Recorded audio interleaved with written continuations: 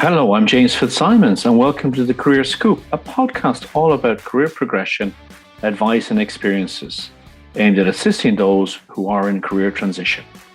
My guest today is Maryrose Lyons, who is a pioneering digital marketer who specializes in social media.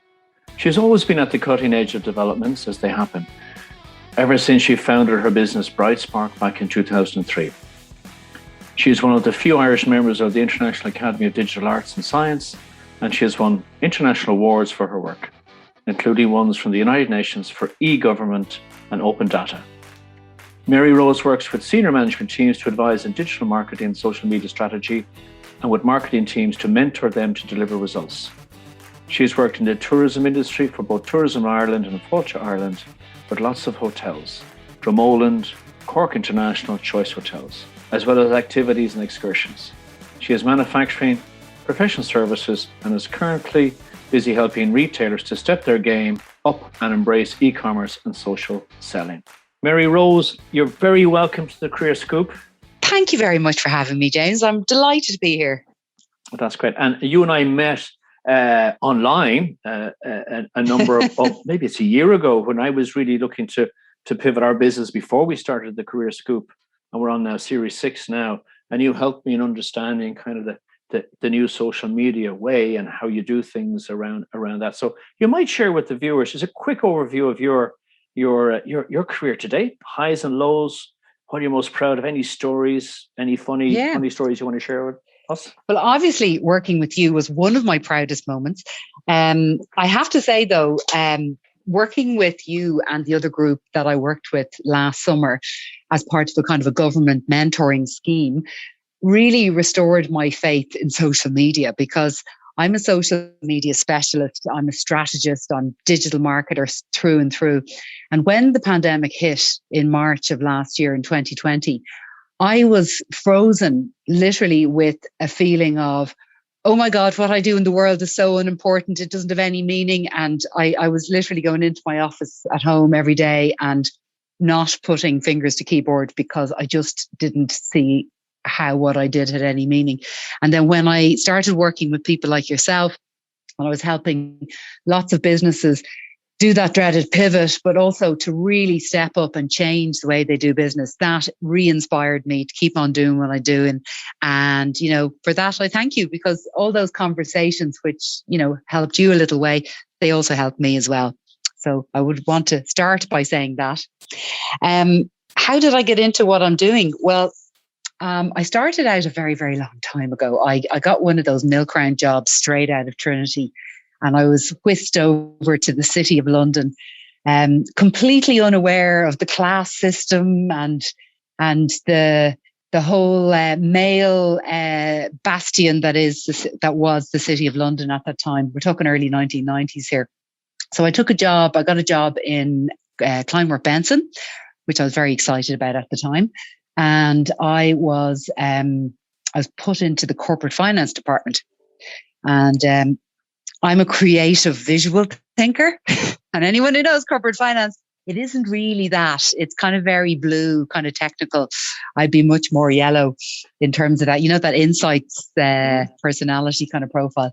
So I didn't really enjoy it that much. I have stories I could share about kind of dress code at the time that kind of really irked me. And I went off traveling, and I traveled for a year throughout Africa and Asia, and I landed in Australia where I have a lot of family. And I jumped from various role to role, doing marketing, consumer marketing, financial marketing, investment management, that kind of thing. So how I got into what I'm doing now was literally, I just really loved websites and the internet and the whole, possibility of all of what that was meaning. And I could see the potential. And I was working for BNP, the bank, and I was looking after the merger, the kind of rollout of the communications for BNP Paribas. And as a teeny tiny little division in Asia Pacific, they weren't really looking to see what Sydney, Australia was doing too much. So I did all I was supposed to do. And then I made it my business to work on the website. I was going down and, begging IT to put my ideas onto this website. So as soon as the website went live, I made myself known to some recruiters in Sydney, and I went down to them and I went, "G'day, I'm a marketer. I've just done a website. I'm a website marketer." And they were like, "Oh my God, is this a thing?" And I'm like, this is 1999. I'm like, "It sure is. And I'm one of them. And you need me."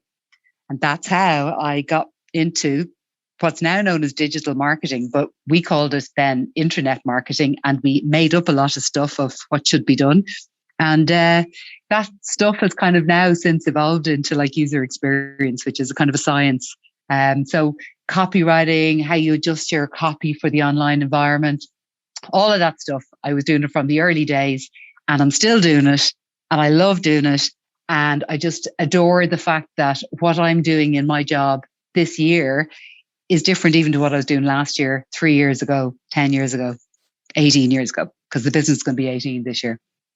Okay, that's fabulous. That's congratulations. 18 years is huge, but it's a new company, a new business as trends evolve and technology evolves. You're right. Yeah, actually it is. It is like a new business every year, because the way, we set up, it was very much around, email marketing, and Google came along, and pay-per-click ads were quite a thing. We're doing a lot of work on websites as well, and kind of making sure that early days websites flowed. Then social media came along, and I went really deep on social. Realized that my client, which is, SMEs in Ireland, they didn't want to have to pick between a social specialist, social media specialist, and say like a Google house.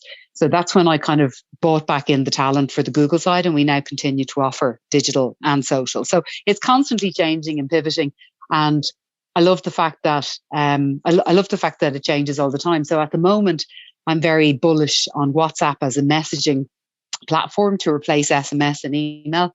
I never touched SMS back in the early days. I always thought it was kind of tacky. Do you think it's tacky, James? Do I think it's tacky? Well, I don't know. As I said, it's something I'm still learning. Well, if you get a business send you a message on SMS, which actually I think is quite an old technology, saying, "Hey, we're having a special offer. Come on down to the shop now." Like, would you kind of love them a little less the next morning? I think you might. You're discerning.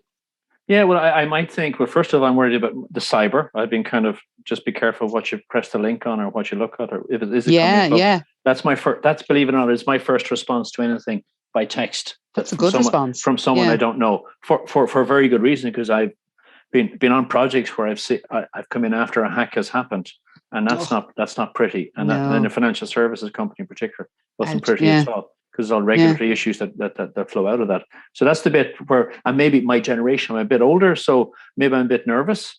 I don't understand it as much. So that's something that now in the last year, and in fact, my first contact for going this journey, particularly even before we started the podcast last March, the Career Scoop, was when you gave me some tuition, great tuition, that kind of opened my mind and maybe allayed my fears of this undefined space that I knew very little about. But look what you've done. You've like taken it and you've run with it. You've found the kind of the content marketing that suits you and your style, and you're being consistent. Like, you're like poster child. You're being really good at what you do. And that's the thing. I always try and work with clients to kind of recommend in what matches their brand personality and their internal resources. So, if somebody is like camera shy, there's no point in going in and prescribing that they have to be on video like 3 times a month, for example. So, what you've done is like you've taken the medium that suits you best, and then you put in the graft around it, and you're consistent. And that's the C word in social media, is consistency, because once you're actually fueling that algorithm, be it on LinkedIn, be it on Google or whatever, you're consistently posting and showing up. That I always kind of say, it has your little green light switched on. So when you do put out something that you really want people to act on, it will be shown to your followers and not just shown to a small percentage of them. You might go back over that, because that's something I was told a year ago, and I'm told probably every day. I still don't get it. I do get it, of course, but about this algorithm, the importance of having content up that brings you up, as I understand it, it kind of brings you up in the kind of, sorry, where are you coming maybe in a search? You might just explain to people who may be afraid of that. It's not that complicated to nullify it, but it's there. Do you know what? This is like a really challenging question for me to answer on a podcast, because I usually use my hands to answer this question, but I'm going to do my best to do it with my voice, through the medium of voice alone. So I guess what I could explain is, in terms of, say, social media algorithms, okay, because they're different to the Google algorithm. Okay, so if we go back up a level and we kind of say, okay, I look at the web as being half it is owned by Google and half it is owned by Facebook, okay, or Facebook group of companies. If you are selling something that people are tapping into their keyboard and looking for, then you need to be playing hard on the Google side. You need to be appearing in search results. You need to be appearing on Google Ads, Google Shopping, if you're in retail, and so on. If you are selling something that people aren't actively searching in, maybe it's something so brand new that they don't know to search for it yet, or you're purveying something or selling something that if you just get in front of the right people, that they will absolutely go to you. That's where social media comes in. So, for example, algorithms on LinkedIn, that's a business to business platform, and then algorithms such as Instagram, which is business consumer, they both work in a very similar way. This is how they work. So basically, you put out content, as in you publish something, and say, for example, you're on LinkedIn and you have maybe, say, 3,000 or 4,000 followers or connections. Okay, now I know you're kind of putting your eyes to heaven there going, 3,000 or 4,000, so 1998. I know you probably have like 34,000, but the average person might have 3,000 or 4,000. So what actually happens is, when you hit publish on a post, the algorithm on LinkedIn will show that post in the first hour to a small percentage of your followers. It doesn't even get shown to everyone.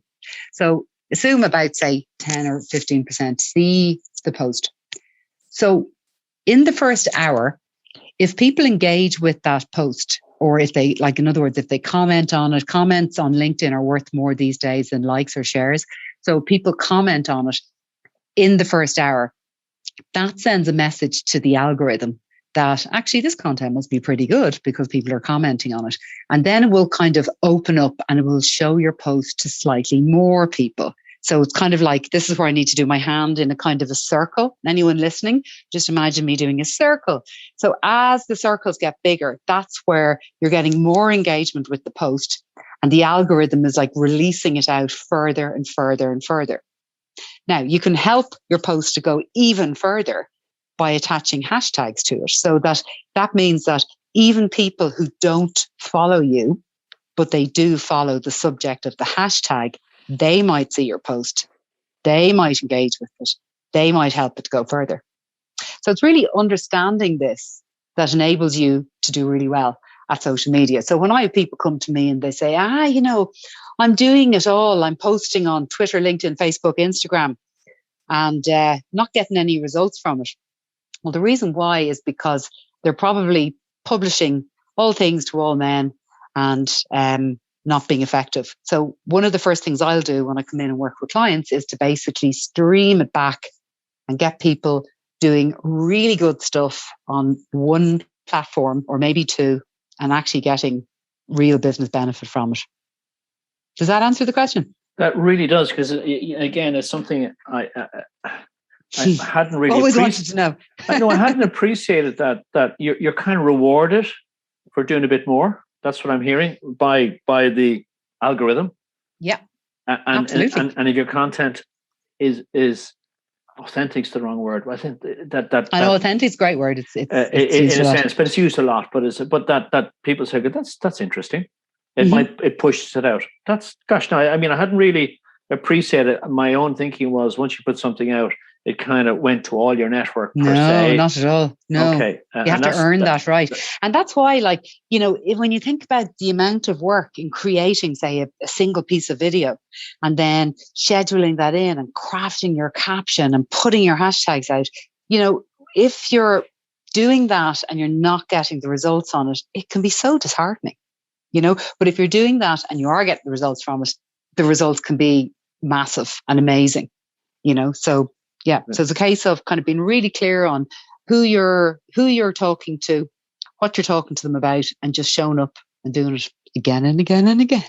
Okay, thank you for that free lesson, in a sense, and free overview. No worries at all. Now, just pivoting back to you mentioned when you arrived in London into the financial services out of Trinity, you said something about dress code. Do you want to also do you want to as a woman working back then, a woman working now, how would you characterize it? God, it's 120,000 years ago, as far as I'm concerned. So I started, now I suppose we're comparing very different industries. So I was in a very, very bastion of blue chip British merchant bank, very male, very public school.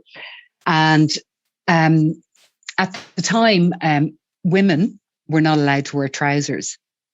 And I remember saying to kind of one of the managers who would have been like older than me at the time, I think she probably was about like 25 or 26. And I was like, why can't we wear trousers?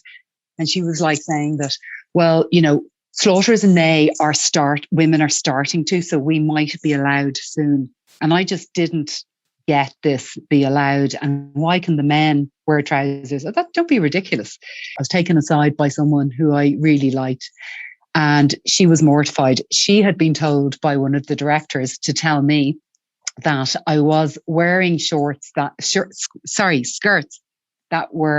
they weren't too short, but they were just not acceptable. And when we kind of probed further, I was told that, the fact that I was tall and slim made a difference, and they'd really rather I wore longer skirts.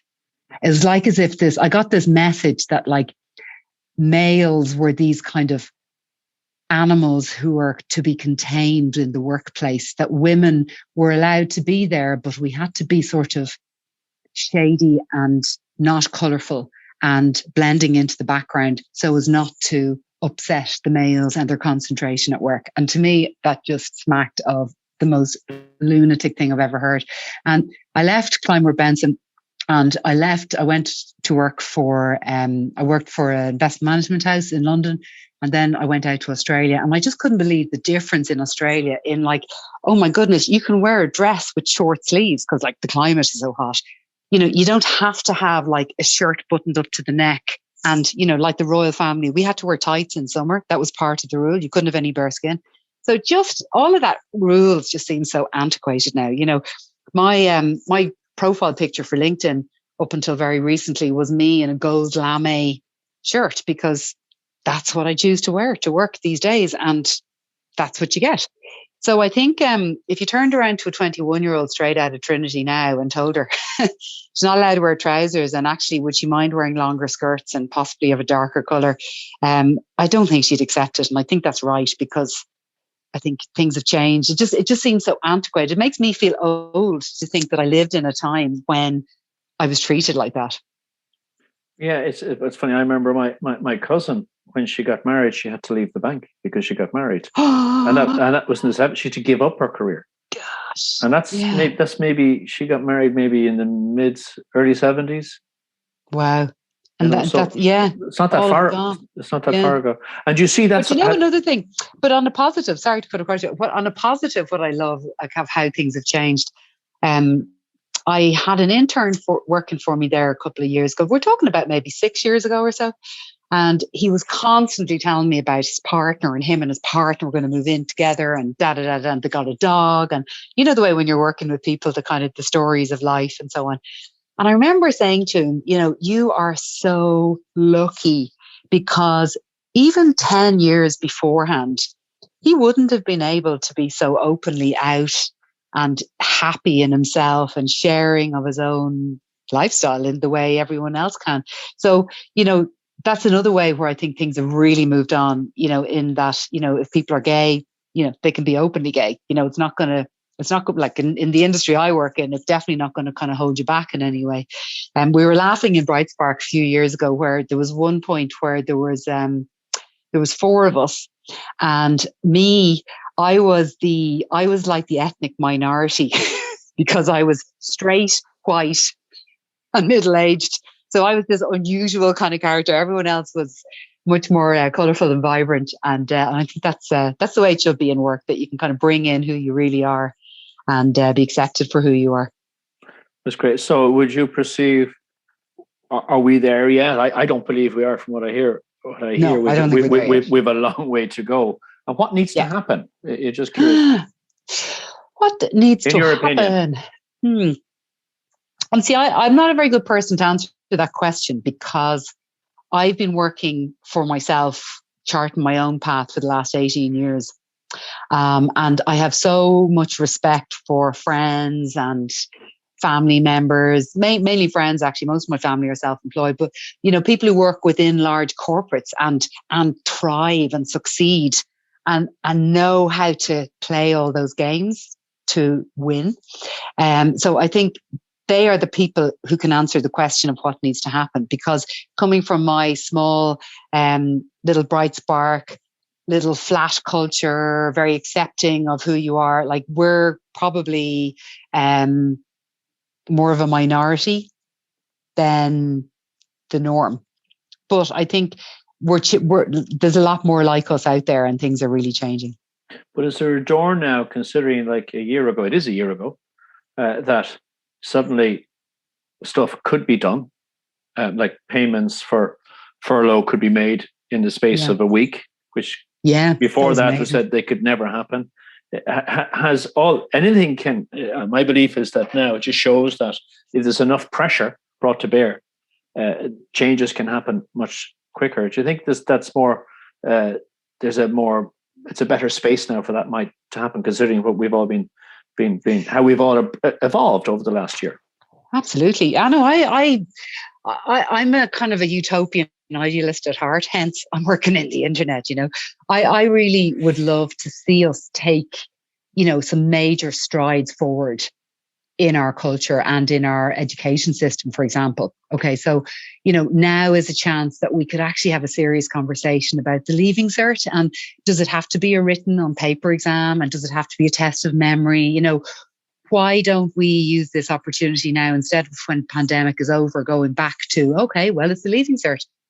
Change radically how we do things and start preparing young people to come into a world where, critical thinking is so much more important than memory. Challenging things for whether they're fake or not. Like, I was at this conference about 2 or 3 weeks ago in the States. It was really interesting. It was about the future of marketing. And one of the key takeaways was that literally, James, within 3 to 5 years, the majority of the content we see online is going to be deep fakes. So in other words, it's going to be synthetic media. So I don't know if you heard in the last couple of days, Ancestry.com has had like huge success with this amazing piece of content marketing. So what they've done is that you can go onto their website. Is it Ancestry.com or MyHeritage? I'll double check. But you can go on and you can upload a photograph of maybe an old family member who has passed away, or, somebody from history or what have you. And it runs the photograph through this synthetic media technology, and it brings the photograph to life. And for people, like, they had something like 1 million users in the first day. So people are seeing, loved relatives who've been long deceased for, decades, suddenly moving again. And it's all through this technology that is used to create what's called synthetic media. So, going back to how things can be different, I'm teaching my boy who's 10, don't just believe everything you see online, question things, is that real? Is it not? This is stuff they should be teaching in school. And I think we should use this opportunity post-pandemic, but it won't happen, because when you see what happened with the changes trying to be brought into the junior cert, it's not going to happen in a hurry. But I would love to see changes coming about in how we educate our youth. Maybe even kind of things more like digital apprenticeships. We all have to send our kids to college for 4 years and then they have to go and take an internship for a year? I don't really think that's fair on young people. They're bursting out of school. They've got brilliant ideas. Why isn't there not a state-run apprenticeship system for digital? That's where we need the skills. AI, artificial intelligence. I totally agree with you because I know in the UK now and in the insurance industry, they've gone back to the old apprenticeship model Oh, yeah. where they'll take someone out of school at 18 and they'll work them through over a year. They put them in little stages within their organization. And if they like what they see and the person is able to kind of evolve, they'll then send them to college, half a week of a working week. So they'll go to college for half a week and they'll work half a week. And then after 3 years, they'll have the person and the company will have a view as where they best fit That just makes so much sense, doesn't it? That is so much more based on the world. And also within 3 years, the insurance business company that they're in will have evolved that they can actually, train up the young person for the specific needs that they have, as opposed to, setting it out at the outset and sticking to just that path. Funny, I thought you were going to mention there's a college in the UK. I'm just looking up the name of it now, in London. And it's basically a new kind of university, the London Interdisciplinary School. They're trying to set up a new university and a new kind of degree. And it basically teaches multiple disciplines from science, commerce, arts, with the idea of creating a new kind of graduate who's rounded and able to solve problems. A good friend of mine, Anu Shah, he's the CEO of a company called We Are Zag. He wrote this really good article recently on the rise of the polymath, which is just that. It's the whole idea that we need people right now coming into the workforce who are, multidisciplinary thinkers and doers, as opposed to, over the UK, it's worse. Like, I did my A level in one subject or two, and you're made to specialize when you're 15. Sorry, you've got me onto my my soapbox. No, hit me with another question.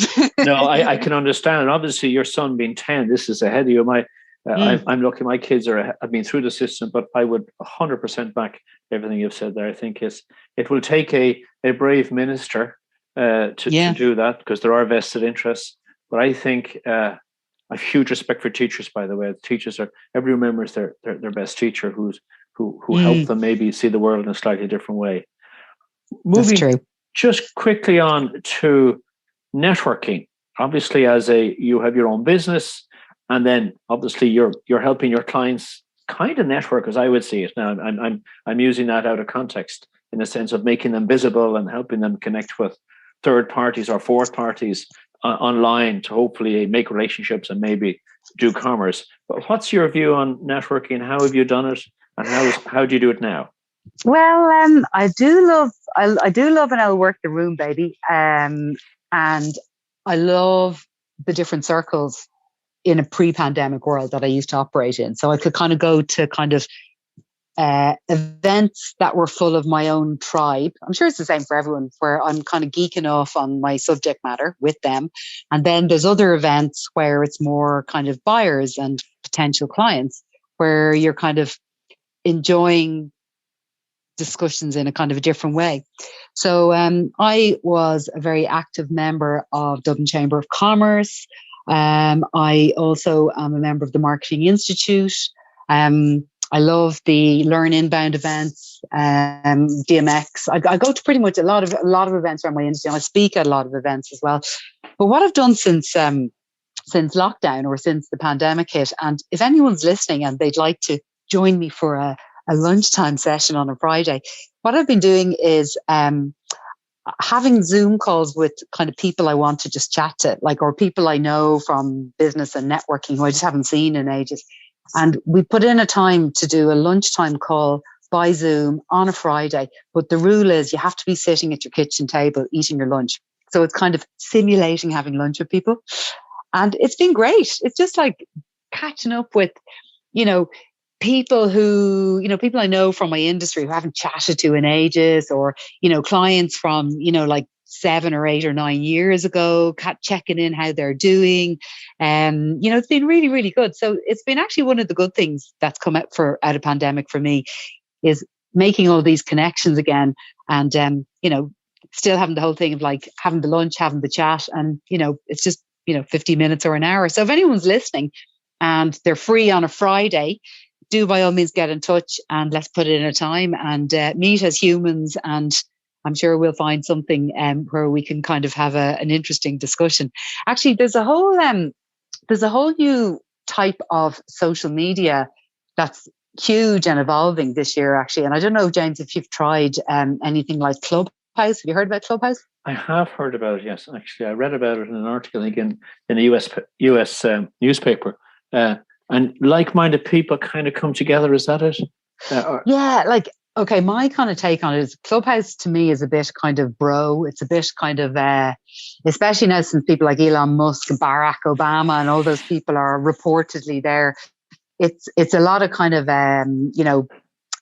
pleasure seekers looking for rubbing shoulders with the celebs kind of thing, and it's very noisy from what I hear. My one that I love is, and you should check it out. You'd love it, or anyone listening should check it out. It's called Lunch Club. And basically what it does is you set up a little profile of kind of generally 5 things that you might be interested in.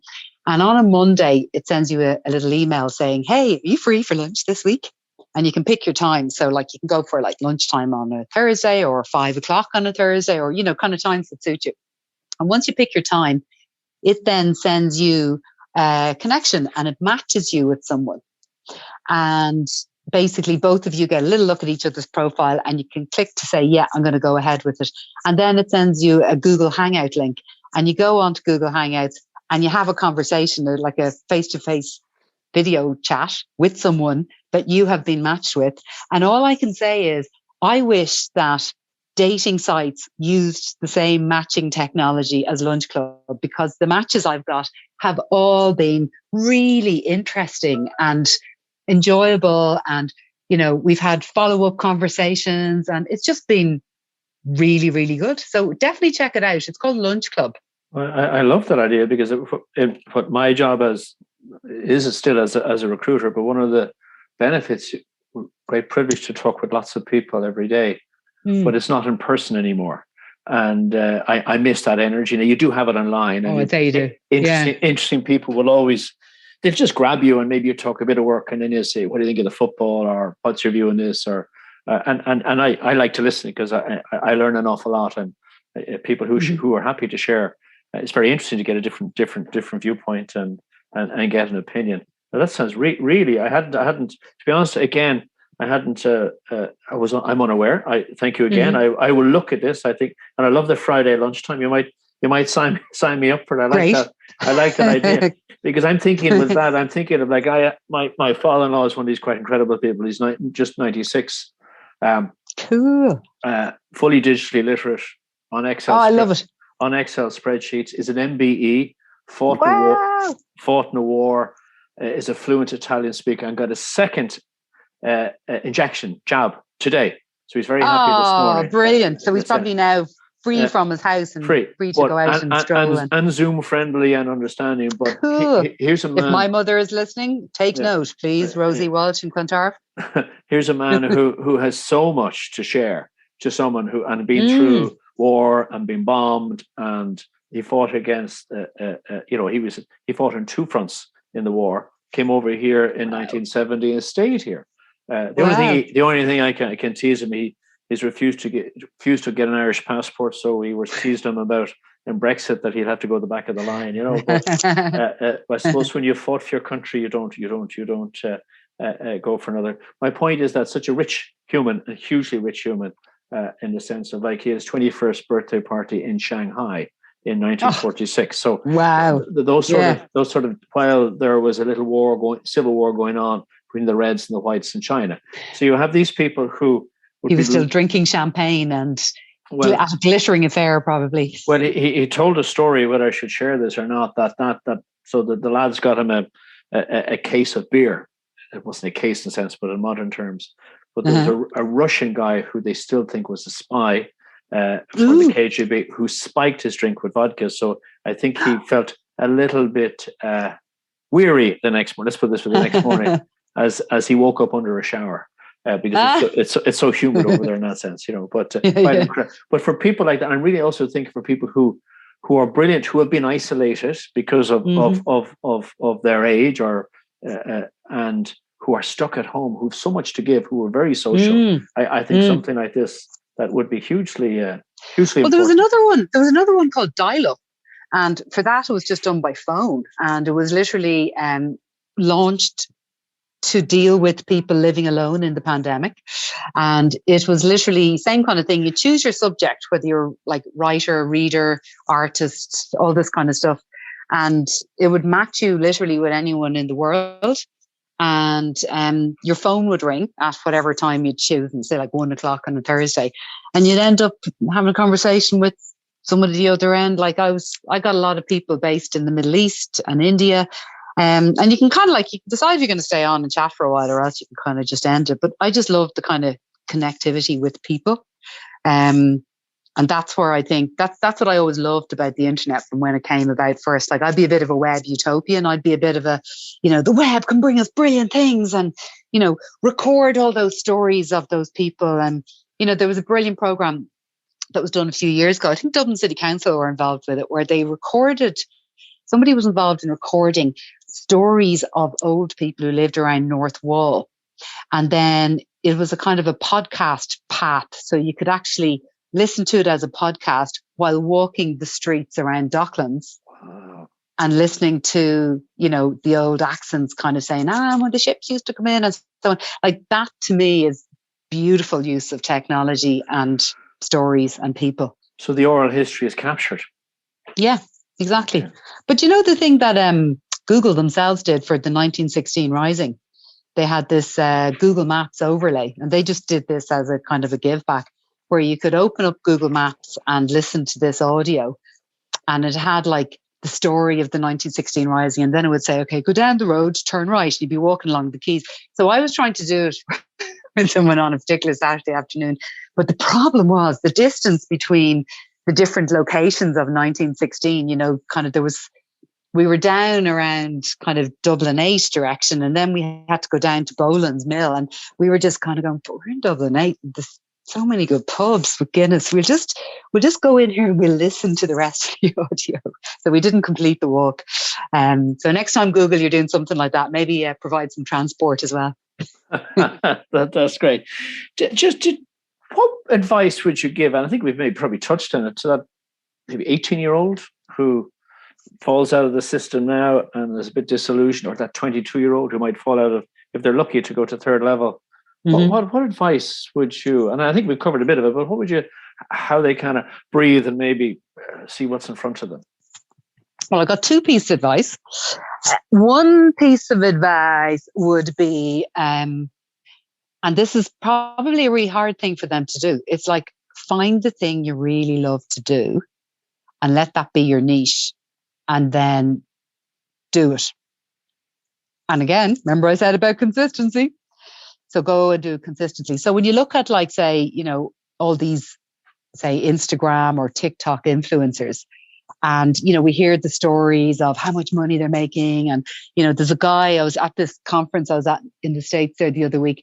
They were talking about this TikToker, and he basically gets paid so much money now to make TikToks. He spends $65,000 per TikTok that he makes, because he knows he's going to get the money back. So the point is, like, there's all of these people out there, but the point that isn't made so much is that there's so much graft and hard work put in. So for every, 10,000 wannabes, one of them floats to the surface and has the dream life and the Insta lifestyle and so on. And as one of our recent or one of our stars proved yesterday, it can be swiped away from you so quickly. So find the thing you like to do and do it, but work your ass off at it, and get loads of help and ask people for advice along the way, but just do that thing that you love and do it really well. The second piece of advice I would give, and this is, I don't like doing shameless promotions, but I have an online social media training course. And this year I've been working on really, really redefining who the course is made for. And what I've done is I've recreated the entire course, and it's especially for 21-year-olds straight out of third level, or soon to be out of third level, let's say, who want to get some social media credentials so that they can get a job. so that, that they'll be considered for a job in, say, digital or in an agency or what have you. And they may have come out of college without a digital qualification. So my course is there to kind of fill that gap and show people this is exactly how you do it in an agency. This is the template, the tools, the techniques. Now go and do it.